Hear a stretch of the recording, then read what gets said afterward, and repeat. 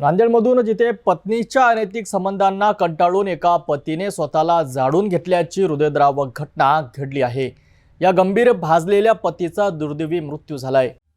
नांदेड जिल्ह्यातील बेलोरी तालुक्यातील अर्जापूर येथे ही मन हेलावून टाकणारी घटना घडली आहे। आनंद जाधव नावाच्या व्यक्तीने पत्नीच्या विवाहबाह्य संबंधांना कंटाळून स्वतःला पेटवून घेत आत्महत्या केली आहे। आगीत गंभीर भाजल्याने त्यांचा मृत्यू झालाय। या घटनेने परिसरात हळहळ व्यक्त होत आहे।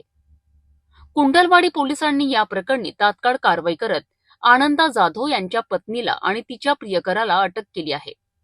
आत्महत्यास प्रवृत्त केल्यास प्रकरणी दोघांविरुद्ध गुन्हा दाखल करण्यात आलाय, तर पुढील तपास कुंडलवाडी पोलीस करीत आहेत। तर ही होती नांदेडमधून आलेली एक दुर्दैवी बातमी, जिथे कौटुंबिक कलहातून एका व्यक्तीला आपलं जीवन संपवावं लागलं।